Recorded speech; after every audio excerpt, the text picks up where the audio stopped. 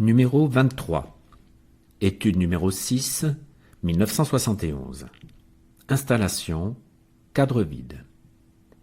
Ruban adhésif noir, suspension luminaire, dimension variable. Un ruban adhésif noir dessine un cadre au-dessus de la cheminée. La suspension de l'atelier vient se placer en son centre. Exposition, pas d'exposition connue. Bibliographie, pas d'article connu. Note 1. Travail réalisé dans l'atelier de l'artiste en prévision d'une exposition future qui n'eut jamais lieu. 2. Œuvre disparue. Numéro 27. Cornici vuote, cadre vide, 1971. Œuvre à contrainte, installation, cadre vide. 3 cadres en bois, 50 par 66, 140 par 80 et 110 par 70 cm, peinture acrylique, dimension variable. Collection Laura Pozzi, Turin, Italie.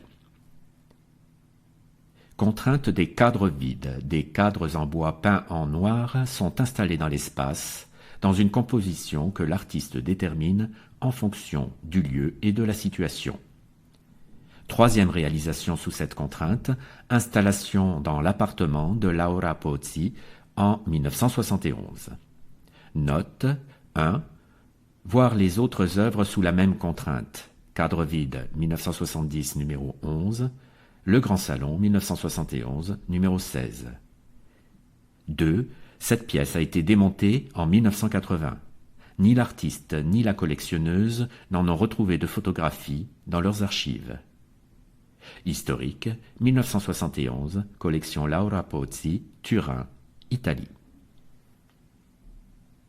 Numéro 35. Cadre de 160 par 120 cm, 1974. Tableau, cadre vide. Bois, peinture acrylique, 160 par 120 cm, signé Hubert Renard au dos. Collection Salibone, Paris, France. Cadre vide. Exposition, Galleria Stefano Rotondo, 1974. Bibliographie, Durin, 1977, reproduction, page 64. L'œuvre a été malencontreusement reproduite à l'envers, la gauche à droite. Note 1. Voir la note 1, numéro 34. 2. Ce cadre a été utilisé pour étude numéro 2, 1971, numéro 19. Historique, 2018, collection Salibone, Paris, France. Numéro 78, sans titre, 1979. Sculpture, bois, 85 par 45 par 45 cm. Collection Françoise Lonardoni, Lyon, France. Des planchettes de bois empilées construisent une tour en équilibre et au cœur vide. Exposition. Claque, 1984. Fondation Almara, 1996. Bibliographie. Hubert Renard, catalogue, 1984. Citation, page 16. Reproduction, page 17. Le bout du monde, boîte d'archives, 2009. Une monographie, 2009. Reproduction vue d'exposition, page 44. Farfal, 1984, reproduction vue d'exposition, page 52. Note. L'œuvre est démontable et non fixée.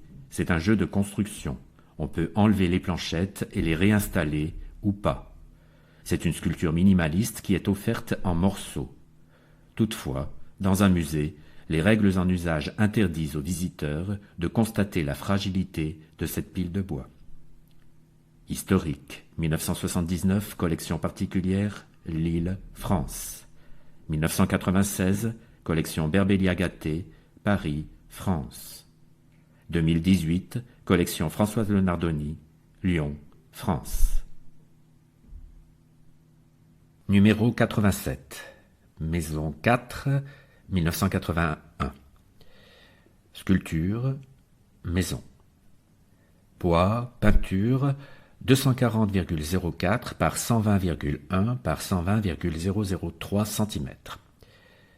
Collection Sandford, Londres, Royaume-Uni. On peut penser à une tour noire dont deux faces sont coupées d'une fente verticale créant un passage sur le côté.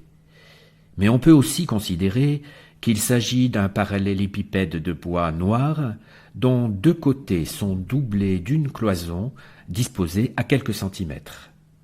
Un objet pénétrable ou deux objets complémentaires. Tout dépend de quel côté de la sculpture on se trouve. Mais je dis mal. Exposition, Galerie Robert F. Souranian, 1982. Historique, 1982, Collection Souranian, Londres, Royaume-Uni. 2000, Collection Sandford, Londres, Royaume-Uni. Numéro 102. Peinture mécanique numéro 2, 1982. Peinture. Peinture mécanique. Peinture acrylique sur toile, 143 par 124 cm, signé Hubert Renard 82 sur le dos du châssis. Collection particulière, Paris, France. Représentation technique d'une machine non identifiée, peinture de précision et beauté d'indifférence. Exposition, Galerie Synapse, 1982. Bibliographie, Hubert Renard, catalogue 1984, citation page 24 et reproduction vue d'exposition page 25. Note, des lettres et des chiffres renvoient à une légende absente. Historique, 2017, collection particulière, Paris, France.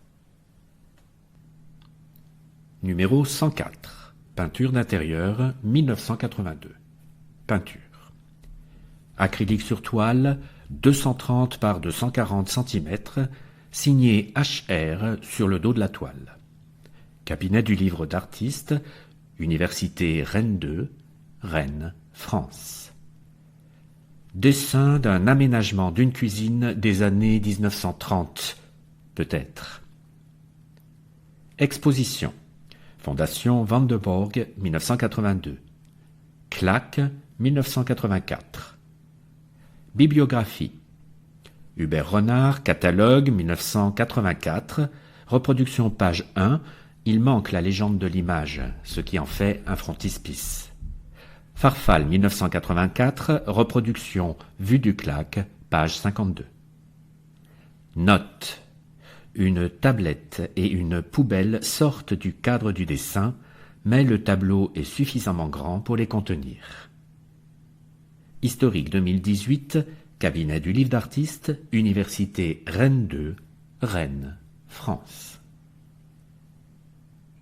Numéro 106, monument tablette 1982, sculpture Les Monuments, bois, revêtement bois et PVC, 138 par 62 par 62 cm, collection Foscato, Milan, Italie. Deux plateaux carrés, au plat blanc et au champ plaqué en bois d'érable, sont liés l'un à l'autre par 4 piquets en chêne massif. Exposition, Galerie Synapse, 1983. Note, ça fait très design, genre tablette inutile pour poser des objets décoratifs ou des bouquets d'apparat. Historique, 1983, collection particulière, Paris, France, 2003, collection Foscato, Milan, Italie. Numéro 174. Les architectures, numéro 10, 1990. Photographie. Les architectures. Épreuve gélatino-argentique montée sur aluminium, tirage unique, 220 par 300 cm. Collection de l'artiste. Exposition. Bibliographie. Notes. Historique. Numéro 186.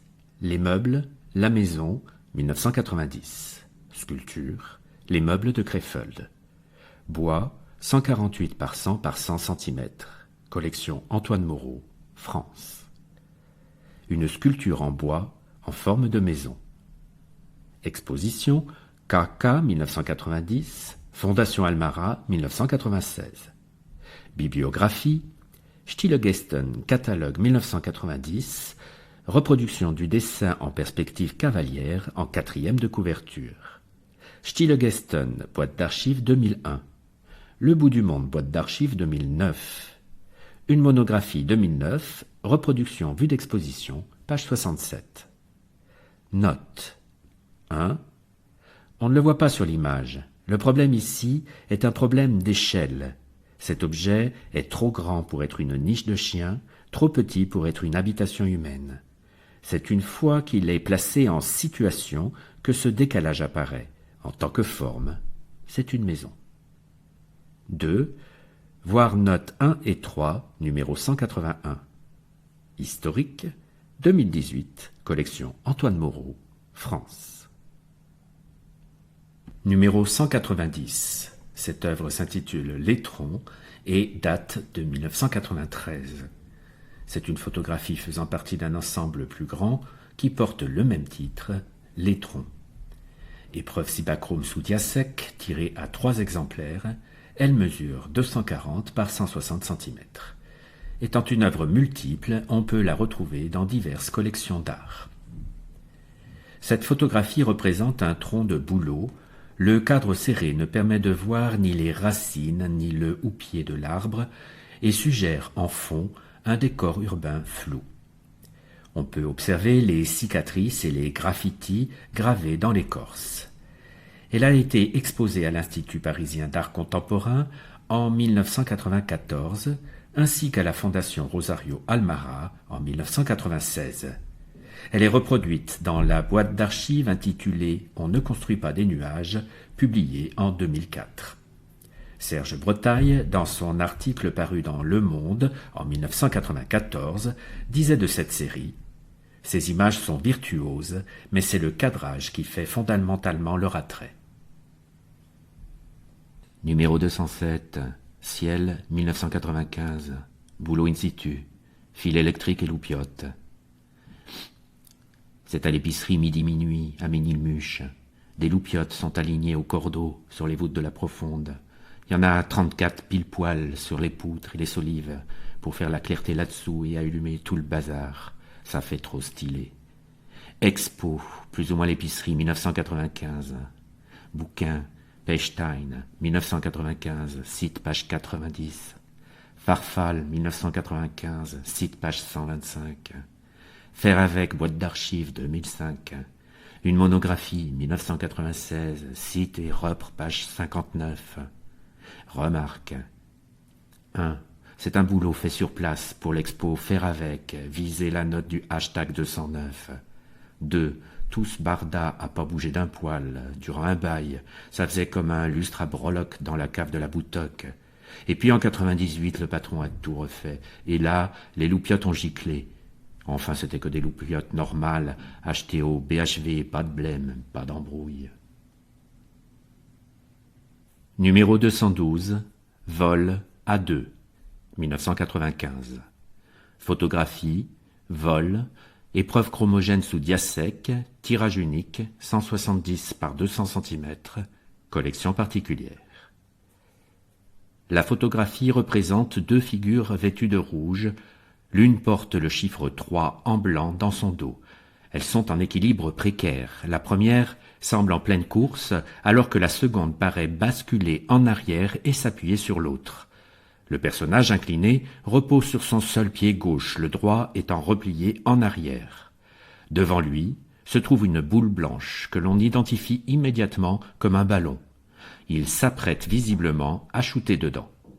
La composition combine une rigueur géométrique vigoureuse, le triangle des silhouettes soulignant la diagonale de l'image, renforcée par le contraste simultané des couleurs primaires, le rouge vif des costumes se détachant sur le fond vert tendre du gazon. La partie supérieure de l'image est composée de formes plus contrastées, brunes ou verdâtres, qui pourraient représenter un paysage urbain aussi peu attrayant que la scène de premier plan est colorée et nerveuse. Il s'agit probablement de footballeurs en pleine action sur un stade de banlieue, Un dimanche matin grisâtre et triste. Note, voire note numéro 211. Historique, 2007, collection particulière. Numéro 223. Nuancier 2, 1995. Photographie, nuancier. Épreuve cibachrome sur Dibond dans une caisse américaine en bois blanc. Tirage unique, 120 par 180 cm. Collection Elisa Bolazzi, Busto Arsizio, Italie.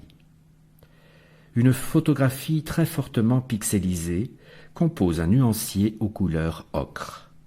D'aucuns disent qu'en s'éloignant de l'œuvre ou en clignant des yeux, on peut voir une image pornographique. Exposition, Galerie Berbelli-Agathé 1995, Fondation Almara 1996. Bibliographie, Le bout du monde, boîte d'archives 2009. Une monographie 2009, reproduction page 72, vue d'exposition page 90. Note, voire note numéro 222. Historique, 2018, collection Elisa Bolazzi, Busto Arsizio, Italie. Numéro 229. Nuancier 8, 1995. Photographie, nuancier, épreuve cibachrome sur Dibond dans une caisse américaine en bois blanc, tirage unique, 120 par 170 cm. Collection Bourane et Lancion, Lyon, France. Une image pornographique est pixelisée à une échelle telle que le sujet devient illisible. Le pixel est l'indice de visibilité de l'image numérique. Exposition, Galerie Berbelli-Agathé 1995. Note, voire note numéro 222. Historique, 1998, collection Bourane et Lancion, Lyon, France. Numéro 234. Nuancier 13, 1995. Photographie, nuancier. Épreuve cibachrome sur Dibond dans une caisse américaine en bois blanc, tirage unique, 120 par 180 cm. MZKW, Musée d'art contemporain, Vienne, Autriche. Une photocopie très proprement pastelisée composte un balancier aux douleurs âcres. En signalant deux larves ou en clignotant des œufs, on veut boire qu'il s'agite en hommage prophylactique. Exposition, Galerie Berbelli-Agathé 1995, Fondation Almara 1996. Bibliographie, Le bout du monde, boîte d'archives 2009. Note, voire note numéro 222.